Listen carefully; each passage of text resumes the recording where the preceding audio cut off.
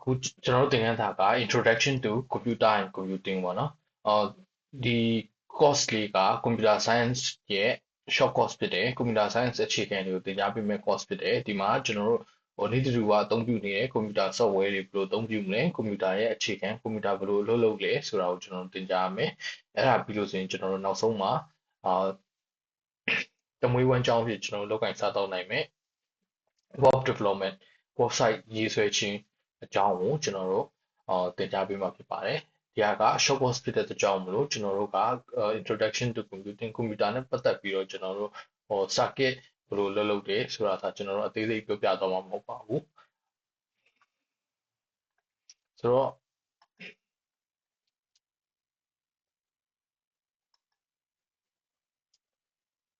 ဒီနေ့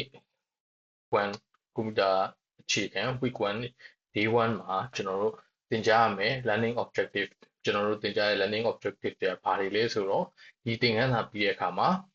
ကျွန်တော်တို့တွေကဘာလုပ်နိုင်မလဲ define computing and its importance computing ဆိုတာဘာလဲ computing ဆိုတာဘာလဲဘာကြောင့် computing ဟာကျွန်တော်တို့မှာလူနေမှုဘဝမှာအရေးပါနေရလဲပြီးတဲ့အခါကျတော့ explain the history and evolution of computer ရဲ့သမိုင်းနဲ့ computer ဘယ်လိုဖြစ်ပေါ်လာတယ်ဆိုတဲ့ဟာကိုကျွန်တော်တို့ကသင်ကြားမှာဖြစ်တယ်နံပါတ်4ချက်ကကျွန်တော် identify different types of computer ကျွန်တော်နေ့စဉ်ကအသုံးပြုနေတဲ့ computer တွေအများကြီးရှိတယ်ဘယ်လို computer တွေကိုကျွန်တော်တို့အသုံးပြုနေရလဲဆိုတဲ့ဟာကိုသင်ကြားရမယ်နောက်တစ်ဆင့်က understand the basic component of a computer components အစိတ်ပိုင်း computer တစ်လုံးရဲ့အခြေခံအစိတ်ပိုင်းတွေကိုကျွန်တော်တို့နားလည်အောင်သင်ကြားပေးသွားမှာဖြစ်ပါတယ်ဆိုရင်ပထမဆုံးကျွန်တော်တို့ဒီမှာ what is computing ဆိုတာဘာလဲ computing ဆိုတာဘာလဲဆိုတော့ကျွန်တော်အရင်တော့ရှေးခေတ်တုန်းကလူတွေကယဉ်ကျေးမှုစပြီးတော့ထွန်းကားတဲ့အချိန်မှာတရုတ်ပြည်ရဲ့ပေတီးခောက်တဲ့စနစ်ကကြော်ကြားတဲ့တွက်ချက်ခြင်းပေါ့နော် computing ဆိုတာတနည်းအားဖြင့်မြန်မာလိုတိုက်ရိုက်ဘာသာပြန်လို့ဆိုရင်တွက်ချက်ခြင်းလို့အဓိပ္ပာယ်ရတယ်ဆိုတော့ကျွန်တော်တို့ဒီကဏ္ဍပေါင်းဆက်လေးတရုတ်ပေတီးခောက်တဲ့ကဏ္ဍပေါင်းဆက်လေးကကျွန်တော်တို့ကြော်ကြားတယ်အဲ့ချိန်မှာပေတီးခောက်ဆက်ကိုဘာအတွက်သုံးလဲဆိုတော့တရုတ်လူမျိုးတွေကသူတို့ရဲ့ကုန်စည်စီးဆင်းမှုတွေကိုတွက်ချက်ဖို့ဒီနေ့ဝင်ငွေဘယ်လောက်ရှိလဲဒီနေ့ထွက်ငွေဘယ်လောက်ရှိလဲဆိုတာတွေကိုတွက်ချက်ဖို့အတွက်လွယ်ကူမြန်ဆန်မှတ်သားနိုင်အောင်လို့သူတို့ကစာရွက်ကြီးမှာချမရေးတော့ဘဲနဲ့ဒီပေတီးစက်တွေကိုအသုံးပြုဖြစ်တယ်ဆိုတော့ကျွန်တော်တို့လက်ရှိ computing ဆိုတာပါလဲ computing refers to the use of computer to process data and solve problem ကျွန်တော်တို့ computer တွေကကြတော့ပေတီးခောက်ဆက်လေးတွေမဟုတ်တော့ဘူး computer တွေကိုလူတွေကဘာတွေအတွက်အသုံးပြုလာပြီဆိုတော့data တွေအချက်လက်တွေခုနကတော့လို့ပေတီးခောက်ဆက်မှာတော့လို့ကိန်းဂဏန်းတွေကိုမသားထားအောင်တွေမကဘဲနဲ့ကျွန်တော်တို့အရေးပါတယ်စာတွေပါမယ်ကိန်းဂဏန်းအပြင်ပေါ့နော်အချက်လက်တွေကိုကျွန်တော်တို့မှတ်သားထားနိုင်တယ် process လုပ်နိုင်တယ်မှတ်သားနိုင်တယ်သိမ်းဆည်းနိုင်တယ်ကွန်ပျူတာထဲမှာကျွန်တော်ဒီစာရင်းတွေကိုဆောင်ရွက်နိုင်တယ်ဥပမာဘဏ်တွေမှာဆိုလို့ဆိုရင်တို့ရဲ့အရေးကြီးတဲ့အချက်လက်တွေကိုကွန်ပျူတာစနစ်ထဲမှာသိမ်းဆည်းထားခြင်းအပြင်ဘဏ်လုပ်ငန်းတွေကိုပုံမှန်တွင်ကျစွာအသုံးပြုလာနိုင်တယ်ပြီးတဲ့အခါကျတော့ပြဿနာတွေကိုလည်းကျွန်တော်တို့ဖြေရှင်းနိုင်တယ်ဒီ computing နဲ့အသုံးပြုပြီးတော့ဥပမာလက်ရှိကျွန်တော်တို့ညမောက်ကာလ IT လောကမှာဖြစ်ပေါ်နေတဲ့ကျွန်တော်ခေတ်စားနေတဲ့ AI နည်းပညာတွေကိုအသုံးပြုပြီးတော့လူတွေကကျောင်းတွေမှာသူတို့ရဲ့ assignment တွေအတွက်ချက်လက်တွေရှာတဲ့အခါမှာ AI နည်းပညာကိုအသုံးပြုပြီးတော့အကူအညီယူကြတယ်သူတို့ assignment တွေတင်တဲ့အခါမှာပို့ပြီးတော့လွယ်ကူလာတယ်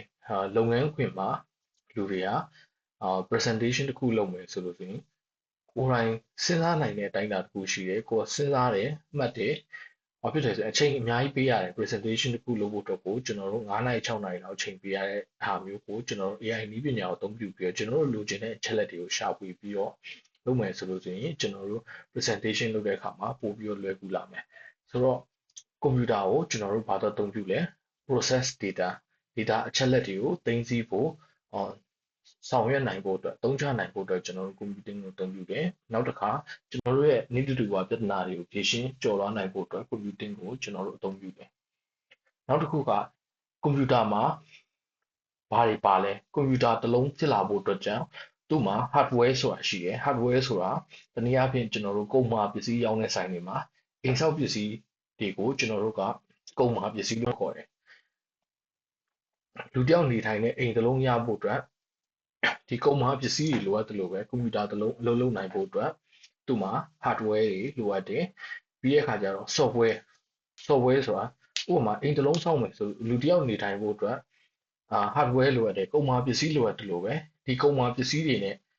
ဒီကုန်မှာပစ္စည်းတွေကိုဥပမာဘီလက်မြေကိုဘယ်လိုသုံးချမလဲအုတ်နီခဲကိုဘယ်လိုသုံးချမလဲဆိုတာကိုစဉ်းစားဆုံးဖြတ်တတ်တဲ့လူသားတွေရဲ့အုံနောက်ဉာဏ်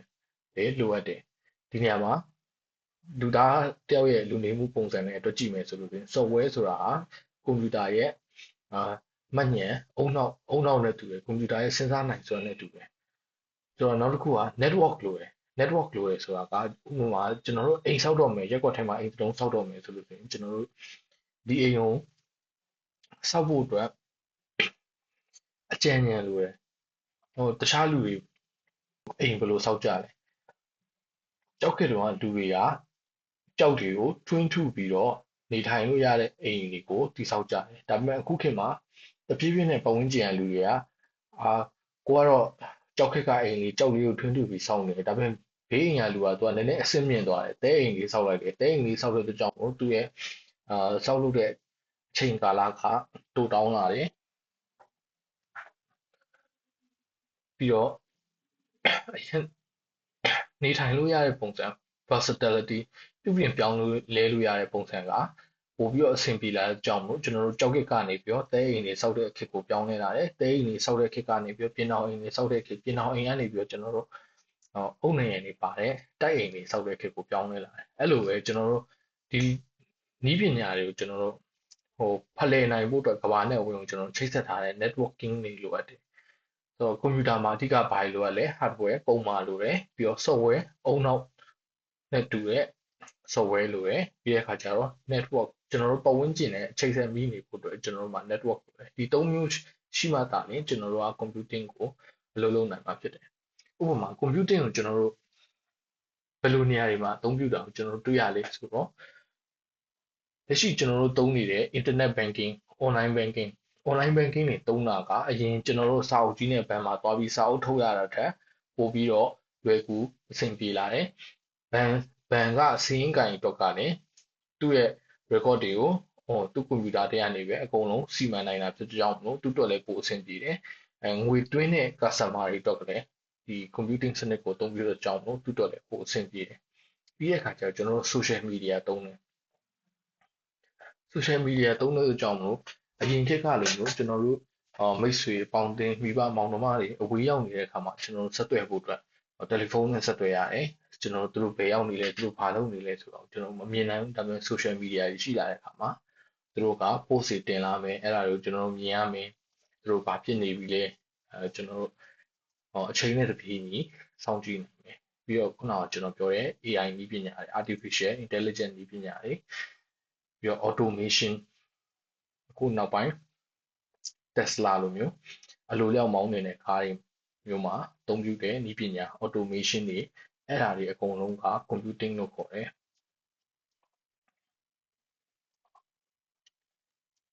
ဆိုတော့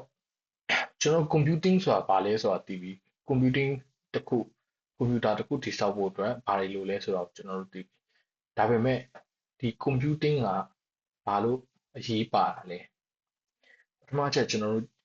ကြည့်မယ်လက်ရှိခေတ်မှာကြည့်မယ်ဆိုလို့ဆိုရင် computing ကိုကျွန်တော်တို့က almost every industry တိုင်းမှာအသုံးပြုနေပြီဖြစ်ပါတယ်ဥပမာအရင်ခေတ်တုန်းကဆေးရုံဆေးခန်းတွေမှာကွန်ပျူတာစနစ်နဲ့မှတ်တမ်းတင်တဲ့စနစ်ကိုအသုံးပြုတာအရင်နေတယ်ဒါပေမဲ့ယနေ့ခေတ်မှာကျွန်တော်တို့ကွန်ပျူတာစနစ်နဲ့ဆေးရုံကိုသွားပြီဆိုလို့ဆိုရင်ဆေးရုံမှာမှတ်ပုံတင်ရတယ်လူနာနံပါတ်ထုတ်ရတယ်ပြီးတော့ဆေးရုံတရုံရဲ့ငွေကြေးငွေပေးချေမှုစနစ်ကိုပြီးတော့လူနာမှတ်တမ်းတွေကိုပါသူတို့ကဒီ computing စနစ်ကိုအသုံးပြုပြီးတော့မှတ်တမ်းတင်လှုပ်ဆောင်လာတာတွေ့ရတယ်ငွေကြေးကဏ္ဍခုနကကျွန်တော်ပြောသလိုပဲဘဏ်တွေမှာအသုံးပြုတယ်ပြီးတော့နောက်တစ်ခုရှိတာကပညာရေးစနစ်ကျွန်တော်တို့က မြန်မာပြည်မှာနေမယ်ပြီးအမေရိကကသင်ရိုးနဲ့အမေရိကပညာကိုစီးပူးချင်တဲ့အခါကျတော့ကျွန်တော် online education online university ဒါမှမဟုတ် online ကျောင်းကိုအသုံးပြုပြီးတော့ကျွန်တော်တို့အမေရိကန်သင်ရိုးနဲ့သင်ကြားတဲ့ပညာရေးစနစ်ကိုကျွန်တော်တို့မြန်မာပြည်ကနေပြီးတော့သင်ယူနိုင်တာဖြစ်တယ်။အဲ့ဒီစနစ်တရားဆိုရင်ကျွန်တော်တို့ computing ကိုအသုံးပြုထားတာဖြစ်တယ်။အဲ့လိုပဲကျွန်တော်တခြားကျွန်တော် industry တွေများပြားမှာလည်း computing စနစ်ကိုအသုံးပြုလာတာကိုကျွန်တော်တွေ့ရတယ်။ပြီးတော့ခုနကပြောသလိုပဲကိုယ့်ရဲ့မိဘဆွေမျိုးတိုင်းတငယ်ချင်းတွေအဝေးရောက်နေတဲ့အခါမှာကျွန်တော်တို့ပုံမှန်ဖုန်းနဲ့ဆက်သွယ်ရတာတက်ကိုဒီ computing စနစ်ပို့ပြီးတော့ခင်မိလာတာနဲ့များကျွန်တော်တို့ရုပ်ချင်းတယောက်နဲ့တယောက်မျက်နှာချင်းဆိုင်စကားပြောနိုင်တယ်သူတို့ဘာလုပ်နေလဲဆိုတာကိုကျွန်တော်တို့ကြည့်နိုင်တယ်ဆိုတော့ computing ကဒီတယောက်နဲ့တယောက်ကိုဆက်သွယ်ဆောင်ရွက်မှုကိုလည်းပို့ပြီးတော့အဆင့်မြင့်တင်ပေးတယ်ပြီးတော့ထုတ်လုပ်နိုင်စွမ်းကိုလည်းမြင့်တင်ပေးတယ်ဥပမာကျန်းမာရေးကဏ္ဍမှာအသုံးပြုတဲ့ computing စနစ်ကိုပြောမယ်ဆိုရင်ပုံမှန်ဆရာဝန်တယောက်ဟာလူတယောက်ဖြစ်တဲ့အကြောင်းသူကစိတ်ပညာကိုကျွမ်းကျင်တဲ့လူသားတယောက်ဖြစ်ပေမဲ့သူ့ရဲ့မှတ်ဉာဏ်နေပြီးတော့ဒီလူနာအယောက်100လာမယ်ဆိုရင်ဒီလူနာအယောက်100ရဲ့ကျန်းမာရေးအခြေအနေသူ့ရဲ့ဆေးကုသမှုအခြေအနေကိုဘယ်လိုမှမှတ်သားနိုင်စွမ်းရှိမှာမဟုတ်ဘူးဒါပေမဲ့ computing စနစ်အသုံးပြုတဲ့အခါမှာကျွန်တော်တို့ကလူနာတယောက်ရဲ့ကျန်းမာရေး history ကိုမှတ်သားနိုင်တယ်ဆရာဝန်တယောက်အနေနဲ့ဒီလူနာကိုဆေးကုတဲ့အခါမှာသူ့ရဲ့ကျန်းမာရေးမှတ်တမ်းကိုကြည့်ပြီးတော့ပုံမမြန်ဆန်ပြီးတော့ကောင်းမွန်တဲ့ကျန်းမာရေးဆောင်ရှားမှုပေးနိုင်တာဖြစ်တယ်ကျွန်တော် computing ရှိတဲ့အတွက်ကြောင့်မို့နည်းပညာဖွံ့ဖြိုးတိုးတက်မှုတွေကလည်းပိုပြီးတော့မြန်ဆန်လာတယ်အဲဒါကြောင့်ကျွန်တော်တို့ computing ကိုရေးပါဖြစ်တယ်ဆိုတော့နောက်တစ်ခုက history of computer ဘယ်လိုစပြီးတော့ဖြစ်ပေါ်လာတာလဲဆိုတော့ computer ကိုအဓိကအားဖြင့်ကျွန်တော်တို့ computer ဖြစ်ပေါ်လာပုံစံကို generation 5 မျိုးခွဲခြားနိုင်တယ် first generation ကိုဘယ်တော့စဖြစ်ခဲ့ရလဲ1940ကနေပြီးတော့1956ခုနှစ်အထိကို first generation လို့ခေါ်တယ် first generation မှာကျွန်တော်တို့ဘယ်လို computer တွေအသုံးပြုတယ် Wacom Chip လို့ခေါ်တဲ့ computer အကြီးကြီးတွေကိုကျွန်တော်တို့အသုံးပြုတယ်ဒီ computer အကြီးကြီးတွေကတိုက်ခန်းတစ်ခန်းစာလောက်ရှိတယ်သူ့ရဲ့အရွယ်သားပြီးတော့ဒီ computer အကြီးကြီးတစ်လုံးရဲ့စွမ်းဆောင်ရည်ကလည်းအရင်နှီးကွေးခဲ့ဒါပေမဲ့ second generation 1956-1963မှာကျွန်တော်တို့က transistor တွေအသုံးပြုလာတယ်ပို့ပြီးတော့ computer ရဲ့အရွယ်စားပို့ပြီးတော့သေးကွေးလာတယ်ပြီးတော့သူရဲ့အလုပ်လုပ်နိုင်စွမ်းကလည်းပို့ပြီးတော့မြင့်တက်လာတယ်that generation ဖြစ်တဲ့1964ကနေပြီးတော့1981မှာတော့ကျွန်တော်တို့က integrated circuit လို့ခေါ်တယ်ဒီ circuit ပြားတွေကိုကွန်ပျူတာမှာစတင်အသုံးပြုလာတယ်ကွန်ပျူတာစနစ်ကပို့ပြီးတော့မြန်ဆန်လာတယ်ပြီးတော့အဆင့်လေးကျွန်တော်တို့အခုလက်ရှိခေတ်ကာလမှာနည်းပညာလောကမှာတွေ့ရှိနေရတယ် fourth generation တွေမှာဘာတွေပါလဲဆိုတော့ microprocessor တွေပါလာတယ်ပြီးတော့လူတိုင်းဟာကွန်ပျူတာအသုံးပြုလာနိုင်ဖြစ်တဲ့ personal computer ရှိလာပြီဖြစ်တယ်အိမ်တိုင်းမှာလူ9ယောက်ရှိရင်လူ9ယောက်စလုံးကိုယ့်ရဲ့ personal computer လေးနဲ့သူတို့ဗီဒီယိုကြည့်မယ်အလုပ်ချိန်မှာလုပ်မယ်ကျောင်းတက်တဲ့ကျောင်းသားတွေကကွန်ပျူတာကိုအသုံးပြုပြီးတော့ကျောင်းတက်မယ်အဲ့လိုတွေလုပ်နိုင်တယ်ဖြစ်တယ်နောက်ထပ်ကျွန်တော်တို့အနာဂတ်ကွန်ပျူတာ fifth generation ကျရင်ကျွန်တော်တို့ဘာတွေမြင်လာရမလဲဆိုတော့ artificial intelligence နည်းပညာတွေပို့ပြီးတော့ခင်မီတိုးတက်လာမယ် quantum computing လို့ခေါ်တယ်တွက်ချက်မှုမြန်ဆန်တဲ့ artificial intelligence စနစ်ကိုကျွန်တော်တို့ကရလာမှာဖြစ်တယ် quantum computing ရဲ့အကျိုးဆက်အနေနဲ့ကွန်ပျူတာတွေစက်ရုပ်တွေကလူတွေနည်းတူကိုယ်ပိုင်စဉ်းစားဆုံးဖြတ်လုပ်ဆောင်နိုင်မှာဖြစ်တဲ့ကြောင့်မလို့ production မှာ productivity ကလူသားတွေရဲ့ productivity နှုန်းကပိုပြီးတော့မြင့်တက်လာမှာဖြစ်တယ်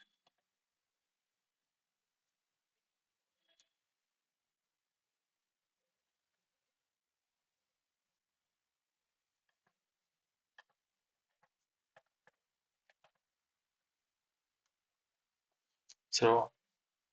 နောက်တစ်ခုကကျွန်တော်တို့ကွန်ပျူတာဘယ်လိုမျိုးသားရှိလဲလက်ရှိ နည်းပညာလောကမှာအသုံးပြုနေတဲ့ကွန်ပျူတာအမျိုးအစားကိုကျွန်တော်တို့ category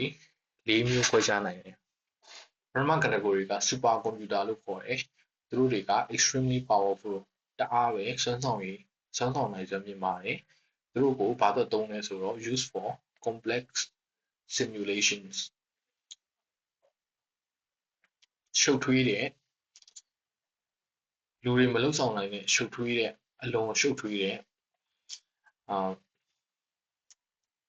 အရာတွေကိုလုပ်ဆောင်နိုင်ဖို့အတွက်အသုံးပြုတယ်ဥပမာအားဖြင့် military satellite လိုမျိုးဟာမျိုးဒီခေတ်မီဖွံ့ဖြိုးပြီးတဲ့နိုင်ငံတွေအမေရိကတို့လိုတရုတ်တို့လိုရုရှားတို့လိုအဲ့လိုနိုင်ငံတွေမှာသုံးတဲ့သူတို့ military satellite တွေဟာဆိုရင်ကမ္ဘာအပြင်မှာ satellite တွေလွှင့်ထားတယ်သူတို့ကအချက်လက်တွေရယူထားတယ်ဒါပေမဲ့လူတွေအနေနဲ့ဒီအချက်လက်တွေကိုအမြဲတမ်းကြည့်ပြီးတော့မှတ်တမ်းတင်ရမယ်ဆိုရင်မဖြစ်နိုင်ဘူးလူတွေမှာအလုပ်ချိန်ရှိတယ်နားရချိန်ရှိတယ်အဲ့ဒါကိုကျွန်တော်တို့အနေနဲ့မလုပ်နိုင်ဘူးဆိုတဲ့အခါကျတော့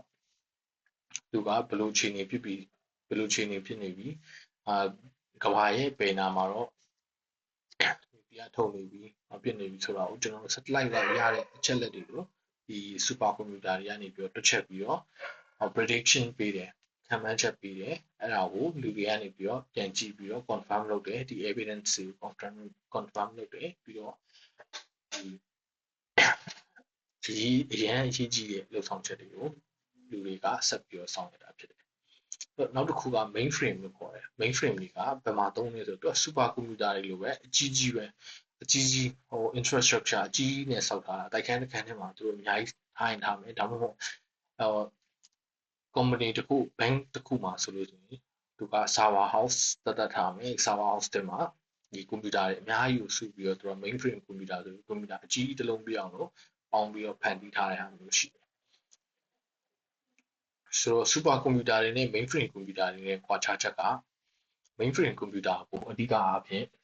အချက်လက်တွေဆောင်ရွက်ဖို့အတွက်အသုံးပြုတယ်ဥပမာဘဏ်လိုမျိုး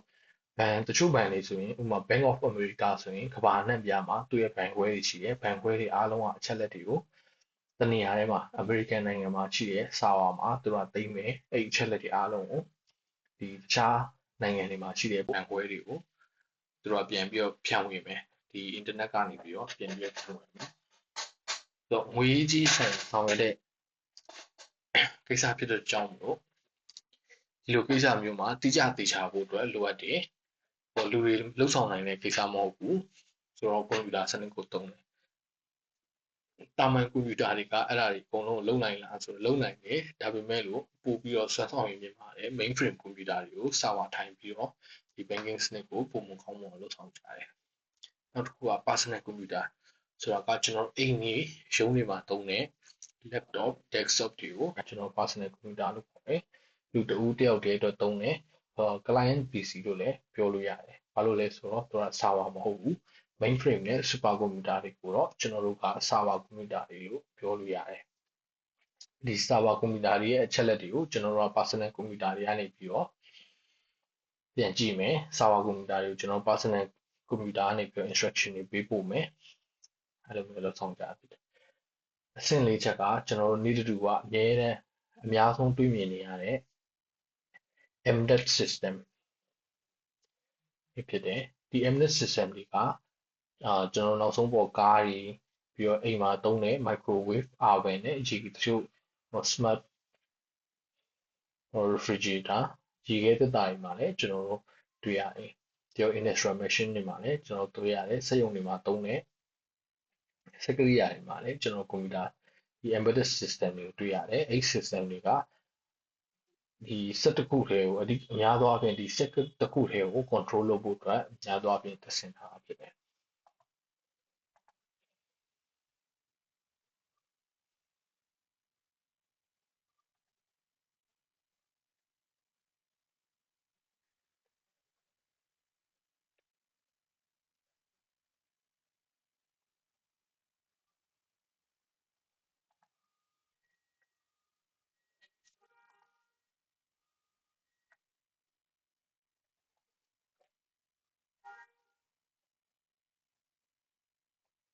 ဆိုတော့ဒါကကျွန်တော်တို့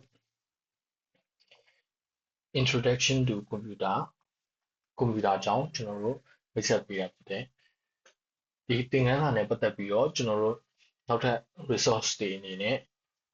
ကွန်ပျူတာမျိုးစားအကြောင်း super computer ဆိုတာဘာလဲဆိုတော့စိတ်ဝင်စားရင်ကျွန်တော်တို့ YouTube မှာဗီဒီယိုရှာပြီးတော့ကြည့်လို့ရတယ် mainframe computer ဆိုတာဘာလဲဆိုတော့ကျွန်တော်တို့ရှာကြည့်လို့ရတယ်ပြီးတော့ computer history computer ဘယ်လိုဖြစ်ပေါ်လာတယ်first generation computer ဘယ်လိုပုံစံကြီးလဲလို့ကျွန်တော်တို့သိချင်တယ်ဆိုရင်ကျွန်တော်တို့ YouTube မှာရှာပြီးတော့ကြည့်လို့ရတယ်ဆိုတော့ week 1 day 1အတွက်ကျွန်တော်တို့သင်ခန်းစာတွေကတော့ဒီလောက်ပဲကြည့်လို့တင်ပါတယ်